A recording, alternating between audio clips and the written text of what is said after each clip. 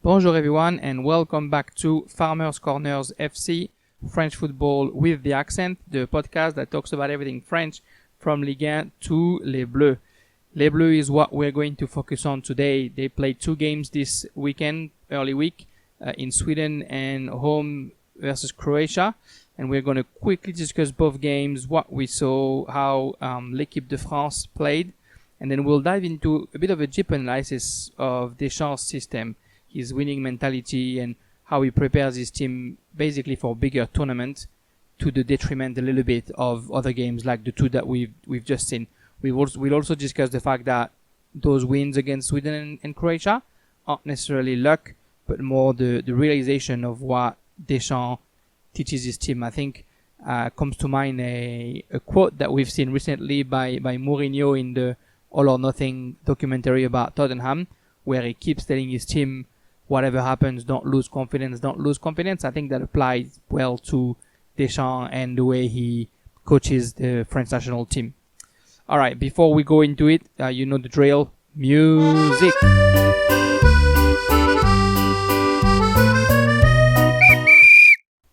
Okay, let's discuss the games. So quickly we're going to brush over what happened during the game and a few information that were important.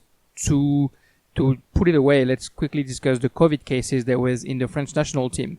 Mandanda, the Marseille goalkeeper, was sent home because of COVID. He had contracted COVID back in Marseille, and it was one of the cases that made the first game reschedule. And when he went back to France with the French national team, after the test, he was said to still have COVID cells in his body. After they sent him home, they actually said that he was not contagious anymore. So he might still be playing this weekend for Marseille. The second case that obviously everyone talked about was Kylian Mbappe. Kylian Mbappe on Monday was tested positive to COVID, and unfortunately it happened a few hours after he had been training with the rest of the team, and there's those images and those videos where you see him hugging other players like Ikone, and there was a bit of controversy. He's also the 7th or 8th Paris player to have gotten COVID since the UEFA Champions League final. He's the only one that was not in that famous Ibiza cluster, because he was just in holidays with his family in the south of France. But yeah, he contracted it regardless and tested positive, so he missed the second game. A few players weren't called for those 2 games, left to rest, I should say. The Bayern players, most notably, Tolisso, Coman, Pavard, were not called by Didier Deschamps. Alright, so if we talk about Sweden, the game in Sweden was played in the Stockholm area. The stadium is called Friends Arena in Solna. Just for the little story, that was the Friends' first game in 293 days. That's the longest gap between 2 games since 1947 for the French national team. The last game that they played was the Euro qualifier against Albania, and they won 2-0 in November 17th of 2019. This game was the 115th cap for Lloris, 4th of all time, and he'll tie up Marcel Desailly when he plays against Croatia later the week. He'll be the 3rd most capped player, and most likely will go back to Thierry Henry, who has 123 caps. The main information, I guess, for France is that they were playing a 3-5-2, which is the first time we've seen Deschamps with this tactic with the French national team. 3-5-2 or 3-4-3, it's a bit hard to say for that game against Sweden. The team was Lloris is a goalkeeper, Upamecano from Leipzig was having his first call with Les Bleus, and he was with Varane and Kimpembe in defense.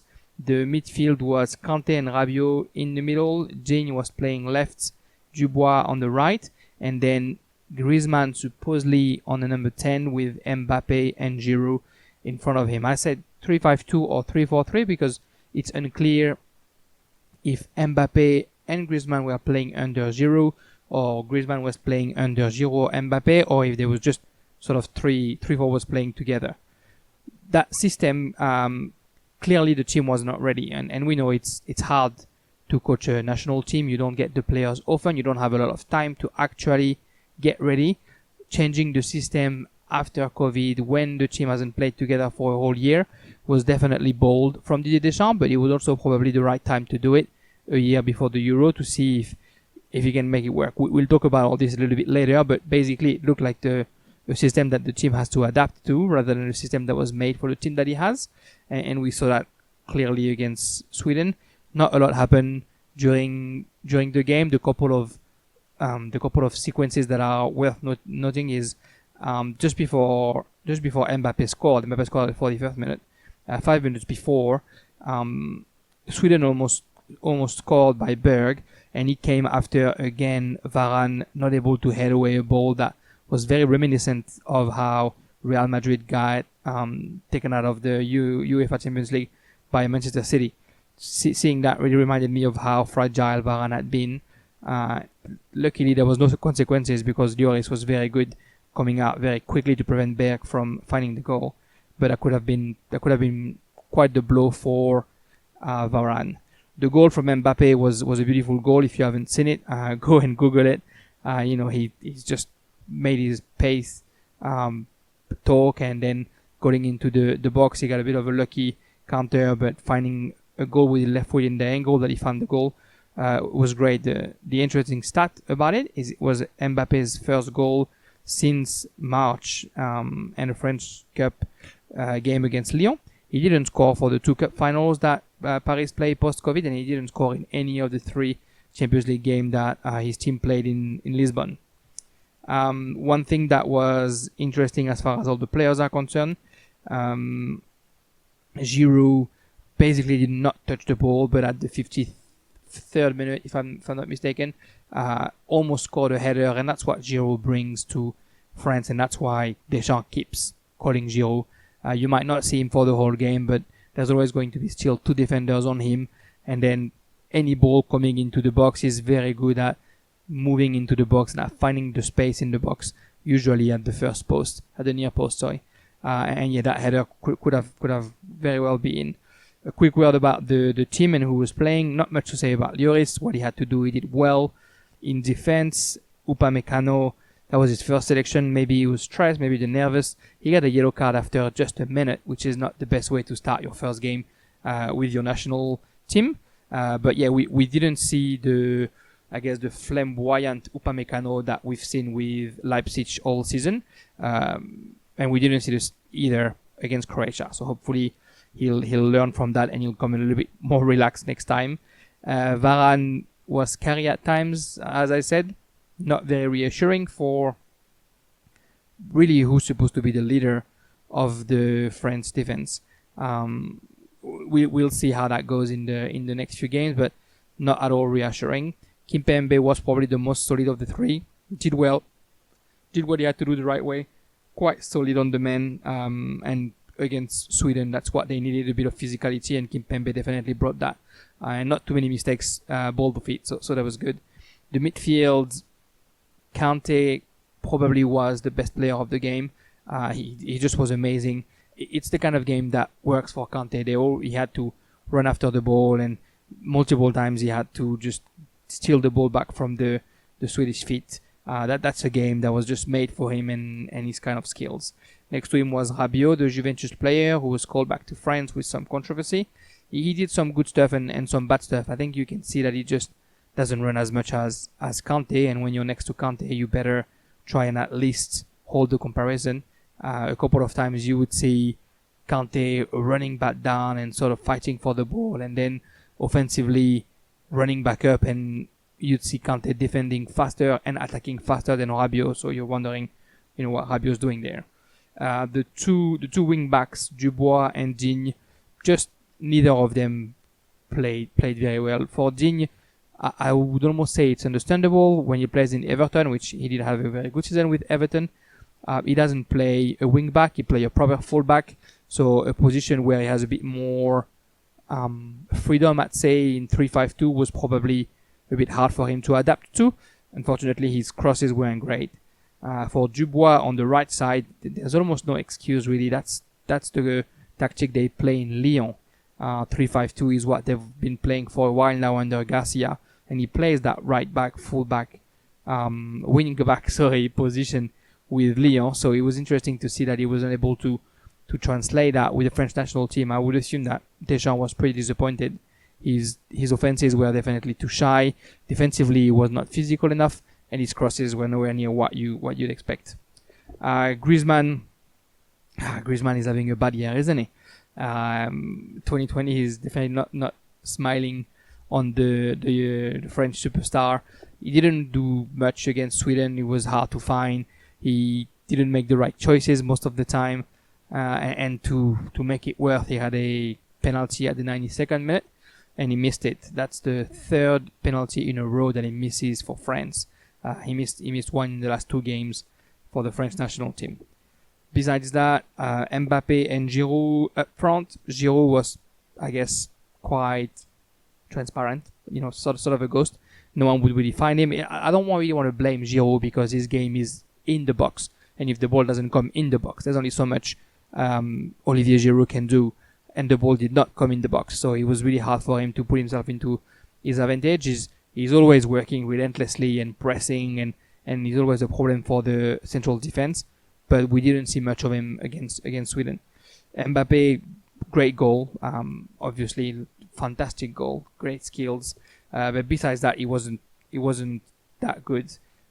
It was hard for him to play with no space behind the defense. That's where he shines the most. His speed and the way he's able to play ball to feet. He needs a bit of space to express himself, and there was no space in that Swedish defense.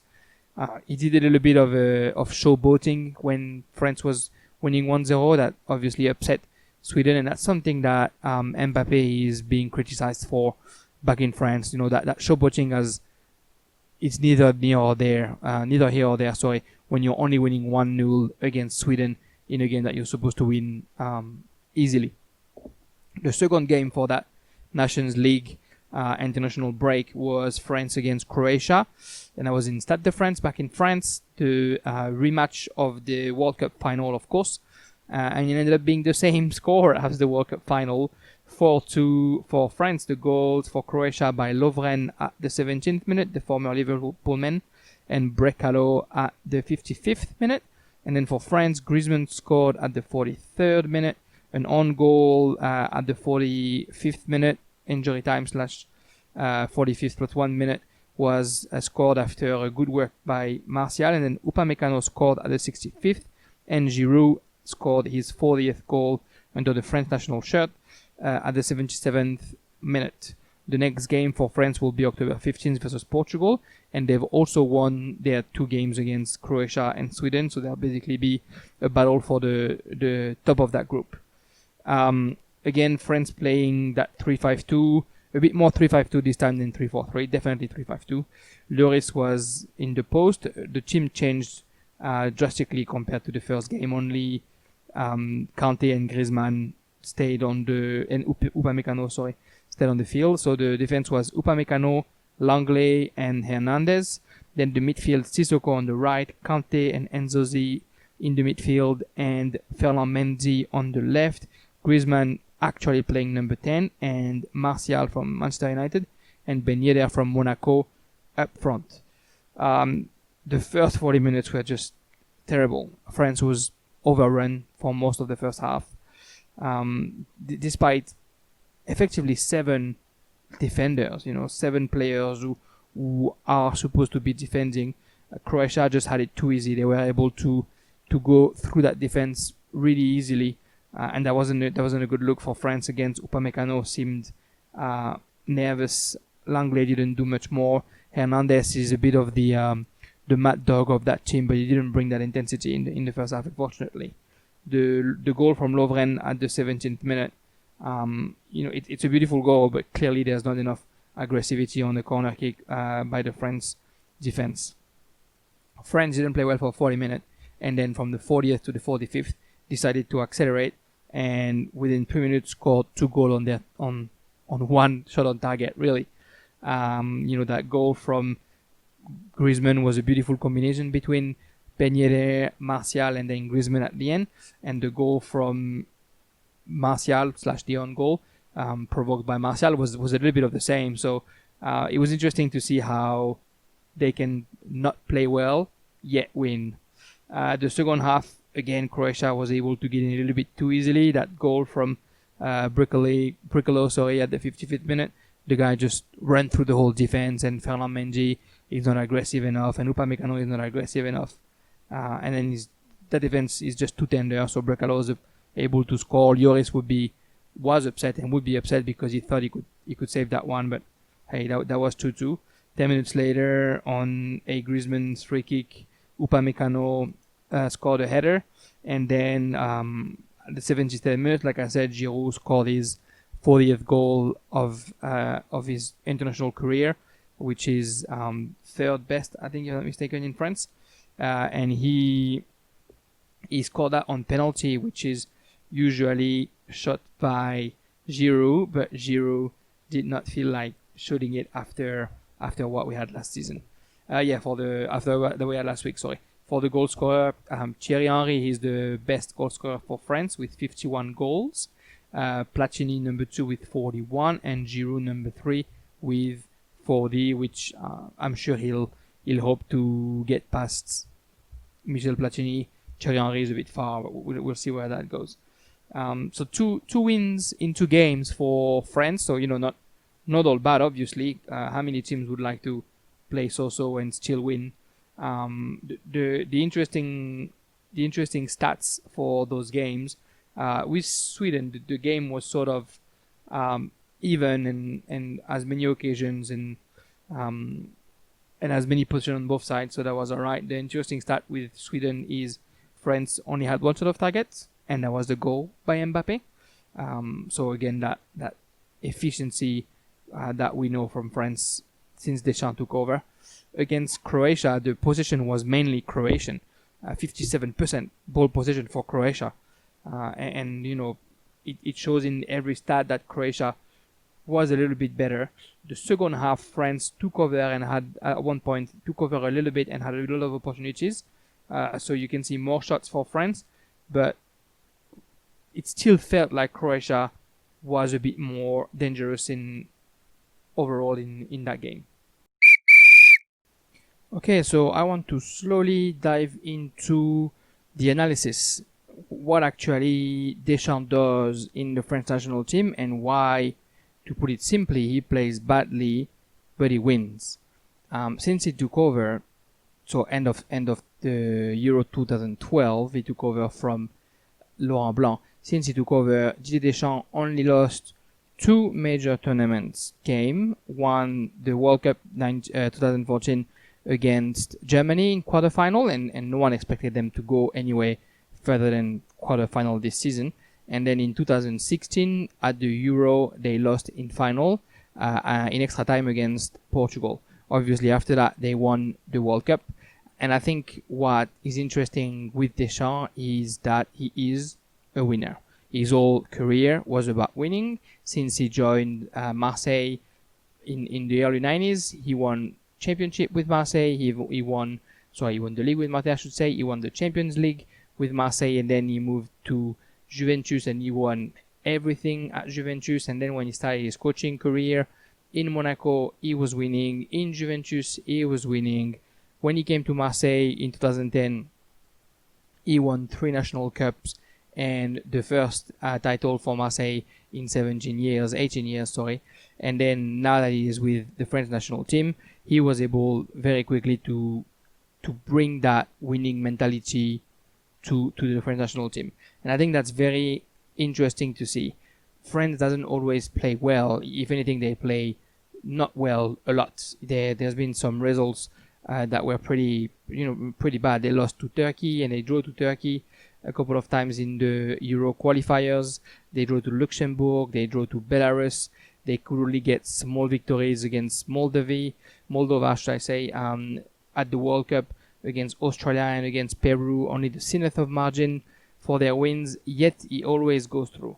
And that's what Deschamps does. I think Deschamps is very much aware of his job is to make sure that the other team doesn't score, and then 1 goal suffices. and he plays defensively. It's something that he probably learned, during his years as at Juventus. And although he wants to create beautiful football afterwards, that's not his priority. His priority is having a solid defense. You could see at the World Cup, he had basically four central defender playing in his back four. Benjamin Pavard, the right back, is a trained central defender, and Lucas Hernandez, who was playing at left back, is also a central defender trained. So he wants that solidity behind. He wants to know that he can count on them. The midfield for Deschamps during the World Cup, Matuidi, Pogba, and Kanté. Pogba was the most offensive of them all, but their main task was to be able to have a back seven whenever they didn't have the ball. And we could see how they frustrated Belgium, we could see how they frustrated Argentina, Uruguay. Again, it's not about how you win, it's about winning at all cost. And if the cost is we stay behind, we don't play, and we wait for Griezmann or Mbappe to have that genius lightning moment and score a goal, then that's what they're going to do. There was a lot of talk, obviously, after those two games this week, Sweden and Croatia, back in France, that it was just boring. It was two purges, 6 goals against Croatia, yet everyone is calling that game boring because we know that France can do better. Obviously, some players weren't here, but we could clearly see that 3-5-2 that Deschamps decided to go for is with his defensive mindset. We have a lot of talent in France. Deschamps has a huge pool to choose from, and I think that's why he went to 3 central defenders. If you look at the central defenders available for Deschamps, if you look at the one that played, Varane, Kimpembe, Langley, Hernandez, Upamecano, it's already a nice pool. Who would complain about that? Behind you still have Pavard, Umtiti, who's not being great with Barcelona, but he's in the picture, and then you have an armada of youngster, Camara, Kwasi. The under 21 team is as good as the first team, and the under 19 team is already professional. So you have a big pool of central defender right now in France, and I think Deschamps wants to use the talent where it is, and that's probably why he went to 3-5-2. The one thing that he's paying though is that to play 3-5-2, you need to have 2 amazing wingers, and France doesn't necessarily have that. On the left, Ferland Mendy is probably the best that we have, and with Real Madrid, he's had a rough first part of the season, but he was very good in that second part of the season since the restart post-COVID, and he's probably going to be the one playing on the left, but he's still young and he's not established yet. On the right, it's the dessert. He put Sissoko this week, and I think Sissoko is probably the best player to do that because Deschamps loves him, and Sissoko is just transcendental when he plays under Deschamps. So it's going to be maybe the main candidate for that role, but behind him, there's basically no good right back for France. Pavard, like I said, I think is more a centre back when you play defense 3, even though with Bayern Munich he does play on the wing a little bit. I think he's stronger defensively than offensively. And then the next one would be Mukiele from Leipzig. So I think that's a little bit complicated for Deschamps to have tried and gone for that 3-5-2 a year before the Euro, not having 2 very good wingers. He might have in the back of his mind that it's going to be Sissoko and Mendy already, like he put them against Croatia. But I think that was definitely dangerous, and that was also him sort of refusing to put Mbappe on the left on a 4-4-2 where he has more space, and Griezmann on the right, and then a top 4 with Griezmann, Mbappe, Giroud, Martial is lethal. Martial had a great game against Croatia. I think he's the player within the 2 games, the player that scored the most points, if I may use that expression, between those 2 games. He's the one that maybe it's probably just a maybe in Deschamps' mind. Deschamps loves Ben Yedder, loves Giroud. He probably thinks that Coman is probably more in the French national team than Martial is, but Martial against Croatia, with the impact and the intensity and how he could combine with both Griezmann and Ben Yedder and then both Griezmann and Giroud, has shown that he's probably somebody that can be reckoned with for the Euro. You could have such a powerful, strong top 4, right? if you have Griezmann, Mbappe, Giroud, and Martial. But Deschamps doesn't want that because that's not enough defense for him. He likes that strong defense. He likes, I guess, that Catenaccio style. It has got the midfielder for it. You got Kanté, Rabiot, who's called back probably for his technique and his ability to get the ball out, but who didn't really do that against Sweden, unfortunately. Pogba is that player that can play 6-8 and would be able to bring the danger up front. But then if you put Pogba next to Kanté, you lose one defensive midfielder, if kind of thing, which I don't know. I don't see Deschamps being happy with that. So it'll be interesting to see who is going to pick to be next to Kanté, if it's not Nzonzi like we saw against Croatia, to hold that defensive midfield. I wouldn't be surprised if Deschamps rocks up a 3-5-2 with Kanté, Nzonzi, and Pogba as the third midfield, and then on top Griezmann and Giroud, or Griezmann Mbappe, or Mbappe Giroud, some kind of combination like this.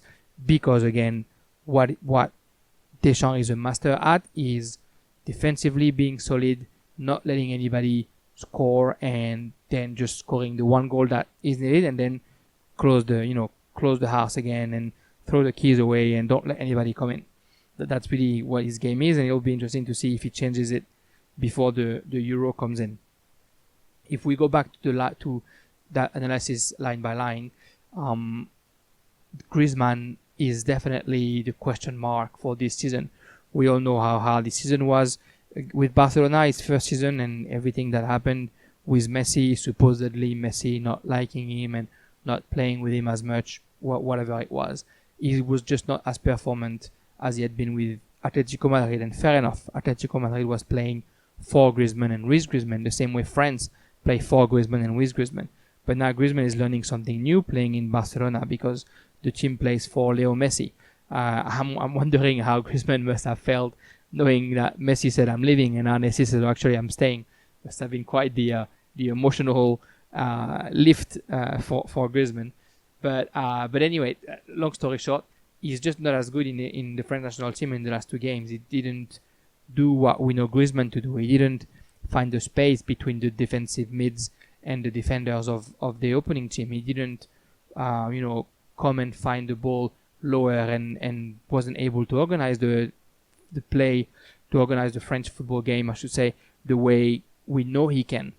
So it's going to be a very complicated year for him, because if he doesn't improve, I'd say if he doesn't get a better influence on the game in Barcelona, the team is not going to play for him again.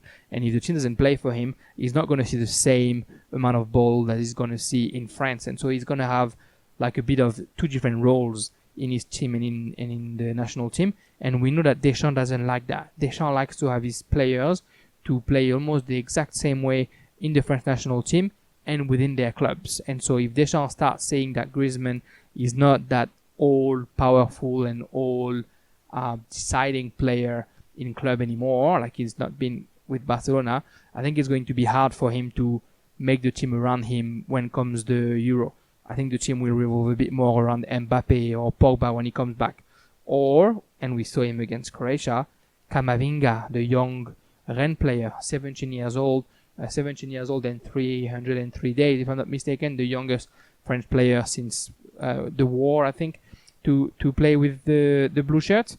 He was amazing, and he is amazing. If you follow Ligue 1 a little bit, you would see that he's a bit of Pogba, he's a bit of Vieira, he's a little bit of Iniesta even. He's very sound technically, he's very smart, he's very composed for his young age. He's always able to set himself free. He's quite good at finishing, he's quite good at the last pass. He's definitely somebody that has a future in the French national team if he's not burned out. And because he's going to play this whole season with Rennes and taste the European football, because Rennes is qualified for the UCL, I think Deschamps will definitely count on him for next season as the guy behind Kanté and Pogba, the guy that can come in to help them.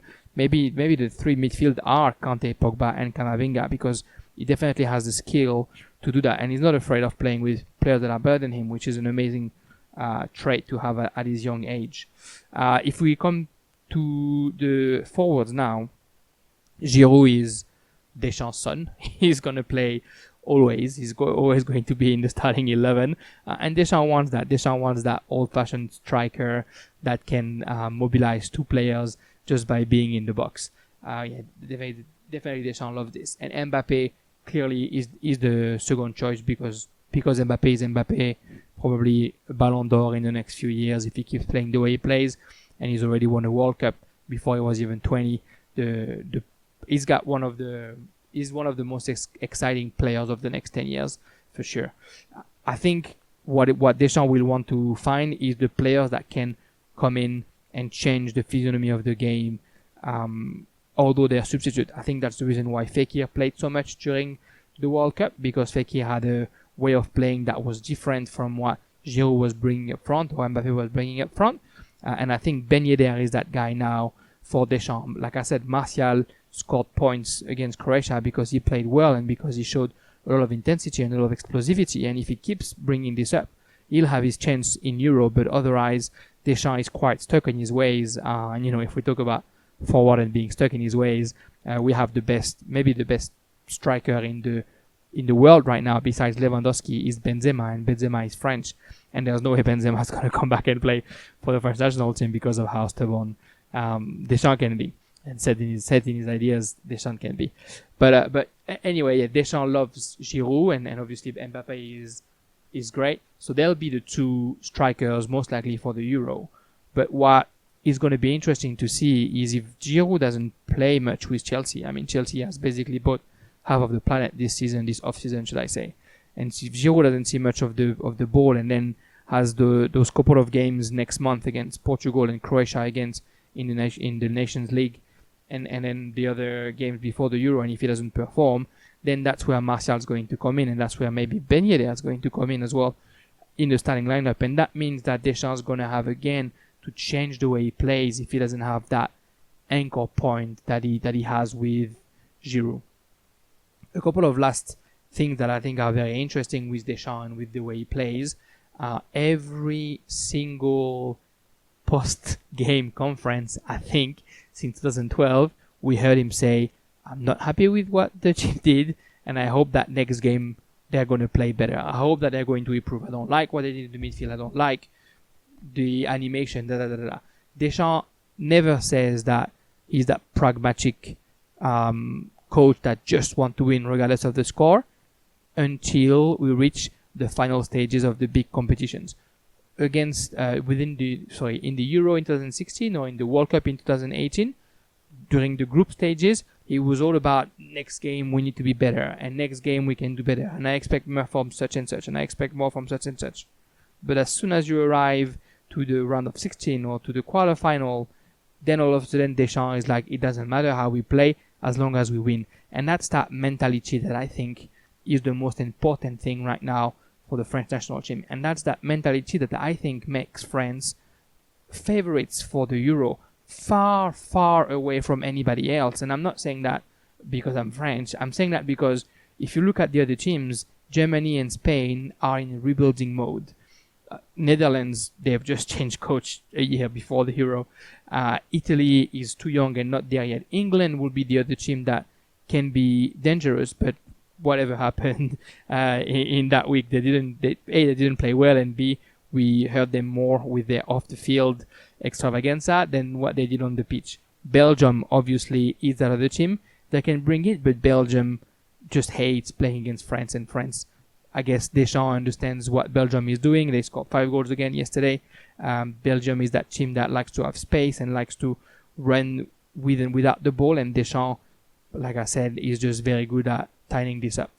Deschamps is building a team to win the Euro. As a player, he won the World Cup and the Euro after.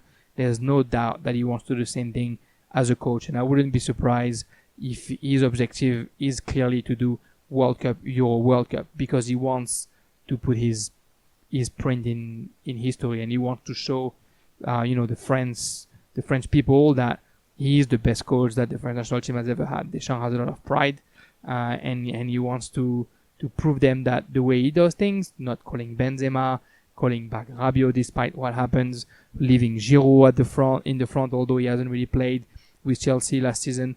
all those things. He's just so proud. He is from the Basque country, and everyone is proud in the Basque country, that he wants to show that his way is the right way to do things. Yeah, that's about it for those two games. Exciting times ahead, really, for the French national team. We've seen two of the most boring games that I've seen with France, but I say that every time I watch a French national game these days. But yet we've seen 2 wins, and it's a good problem to have when your team is not playing properly, and yet you're winning games. It's a problem that every coach wants to have. So although Deschamps keeps saying that he's not happy with how they played, he'll be happy that they got both wins, and the next game is the 15th of October against Cristiano Ronaldo's Portugal. Cristiano Ronaldo, who scored his 101st goal with the Portugal selection, which is an amazing feat. Well done to him. That's going to be an interesting game on the 15th of October, just before the clubs actually have to play the Champions League and back to La Ligue full mode, etc. A quick preview of what's to come this weekend. The French Ligue 1 is back. Paris is starting their crazy calendar. They are playing tomorrow night against Lens, the game that was rescheduled because the players need a rest after the Champions League final. And then they are playing on Sunday to close the Ligue 1 match day against Marseille. The Classique was brought to the second day of the third match day of Ligue 1, which is quite weird, but it's definitely a call, a TV rights call, I should say. The broadcaster this season, Media Pro, that's their first season, and by putting Le Classique, Paris against Marseille, during round 3, then they make sure that they can get that extra million of subscribers or something like that to their broadcast. So it's going to be an interesting game, knowing all the COVID stuff that are going on right now in France, especially for Paris. The players that won't be able to play: Mbappé, Icardi, Paredes, Neymar, obviously. I think I'm missing Di Maria. I think I'm missing another one. But yeah, Paris is not going to have their best team on. Marseille, I think, will just miss Mandanda, maybe. So it's a very good chance for Marseille to win the Classique, which they haven't won, if I'm not mistaken, since 2012. And they need that result, I think, Marseille. And this year is probably their best chance to have it. You don't want to discard Paris, though. Their B team, supposedly, quote-unquote B team, is still, I think, twice the value of the Marseille team. You still have Verratti and Kimpembe and Rico and Herrera and Gay in that team. The only missing piece is probably a striker, but it might be the comeback of Stoke City's Hesse in the Paris forward lineup. So yeah, the game of the week obviously will be Paris against Marseille on Sunday night / Monday morning, and I'll be here with my new podcast on Monday, where we'll discuss this match day 3, round 3 of the French Ligue 1, as well as the Mercato. A couple of cool signing, a couple of strong signing have happened during the week, and a couple of players leaving as well clubs. Kevin Volland from Leverkusen notably joined Monaco, which is a very, very big deal for Monaco and Niko Kovac. And then in Lyon, we are apparently selling every single player, so we'll see where that brings us. And that will probably do for this podcast special French national team, Farmers Corners FC, French football with an accent. Thank you for following me. Thank you for listening to this podcast on Spotify, Apple Podcast, or wherever you listen to it. We'll see you again on Monday evening. My next podcast should be on. Thanks again for everyone following me, and have a great week.